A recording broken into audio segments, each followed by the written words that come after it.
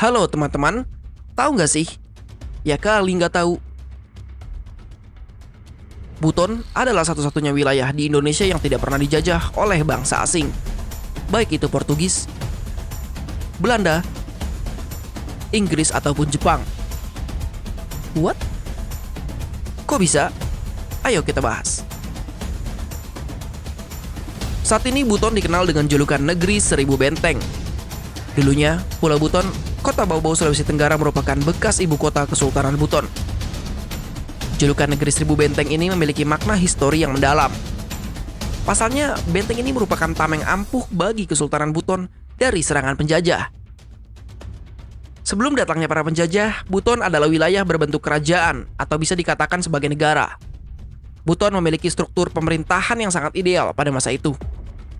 Buton dipimpin oleh seorang raja, memiliki perdana menteri, bahkan Buton memiliki kekuatan militer yang sangat besar. Pada awal kedatangan Belanda ke Nusantara, mereka sangat berambisi untuk menaklukkan wilayah Maluku. Oleh karena itu, Belanda melalui VOC berniat menginvasi Maluku untuk mendapatkan rempah-rempah serta menguasai perdagangan di wilayah tersebut. Mengapa Belanda tidak menginvasi Buton? Buton dianggap memiliki wilayah yang sangat strategis.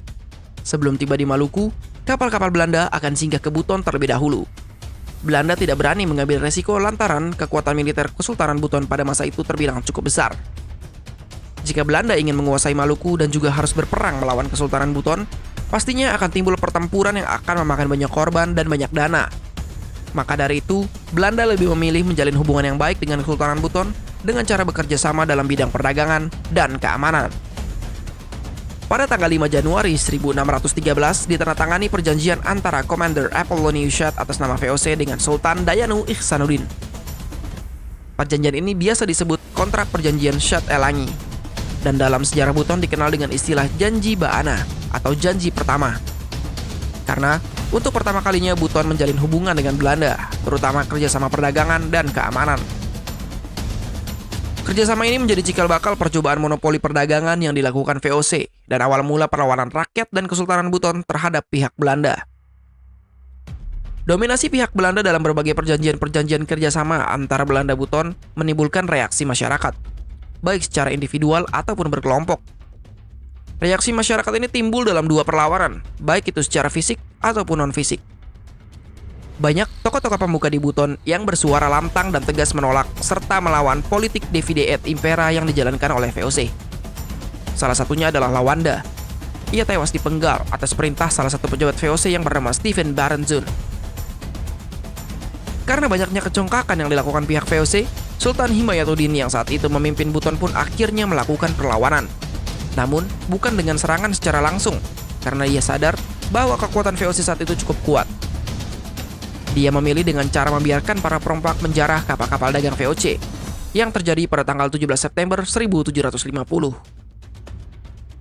VOC geram dan menuntut Kesultanan Buton ganti rugi karena sejak awal sudah berjanji akan melindungi akses perdagangan VOC. Namun, Sultan Himayatuddin menolak membayar ganti rugi. Di tengah-tengah kelengahan VOC akibat perompakan besar-besaran yang merugikan, Himayatuddin memilih untuk bergerilya di hutan dan gunung untuk mempersiapkan benteng dan pasukannya. Apalagi saat itu VOC juga sempat mengancam akan menyerang Buton secara besar-besaran. Akhirnya perang antara Kesultanan Buton dengan VOC pun tak dapat terhindarkan. Perang terjadi berkali-kali pada tahun 1752, 1755, dan 1776. Namun, VOC tidak pernah berhasil menjatuhkan atau merebut benteng Kesultanan Buton. Melihat Kesultanan Buton yang memiliki kekuatan militer dan pertahanan yang sangat kuat saat menghadapi VOC, Belanda akhirnya memutuskan untuk tidak lagi repot dan mencari masalah dengan Kesultanan Buton. Sampai pada akhirnya VOC dinyatakan bangkrut. Pertempuran lainnya tercatat pada tahun 1906. Belanda yang kembali mencoba merayu Kesultanan Buton kembali mendapat perlawanan dari rakyat Buton. Lau de Gola bersama pasukannya berhasil menenggelamkan kapal Belanda Rus en Werk pada tahun 1906 sebagai reaksi atas penolakan perjanjian Aschiquin-Brookman. Lalu, pada tahun 1942 terjadi pergerakan rakyat di distrik Buton yang sangat mengharukan. Pasalnya, rakyat Buton kala itu dengan heroik menaikkan bendera merah putih atas restu Sultan Buton, yang mana pada saat itu Kesultanan Buton belum bergabung menjadi bagian dari Negara Kesatuan Republik Indonesia. Pergerakan itu membuktikan bahwa masyarakat dan Kesultanan Buton ingin merebut kemerdekaan negeri ini. Selanjutnya, pada tahun 1946, saat Gubernur Jenderal Belanda menggagas sebuah konferensi yang dikenal dengan nama Konferensi Malino, kala itu Belanda mengundang para raja-raja di Sulawesi untuk mendapatkan dukungan dalam pembentukan negara bagian yang disebut Negara Indonesia Timur. Namun, Sultan Buton menolak hasil konferensi tersebut dan tidak membubuhkan tanda tangannya. Ini adalah bentuk komitmen Sultan dan Kesultanan Buton pada proklamasi 17 Agustus 1945. Pada Februari 1950 kembali terjadi pertemuan yang dikenal sebagai Pertemuan Malino. Kala itu Soekarno bertemu dengan Sultan Buton, Laude Muhammad Falihi, Raja Bone, Sultan Andi Mapanyuki, dan Gubernur Afdiling Bagian atau Divisi Makassar, Andi Pangeran Petarani.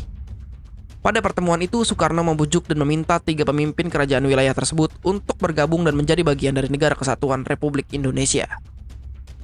Khusus bagi Kesultanan Buton, Soekarno menawarkan kepada Sultan Buton dengan menjadikan Buton sebagai daerah istimewa layaknya Aceh dan Yogyakarta, serta dimasukkan ke dalam susunan pemerintahan Indonesia, asal mereka mau bergabung dengan NKRI.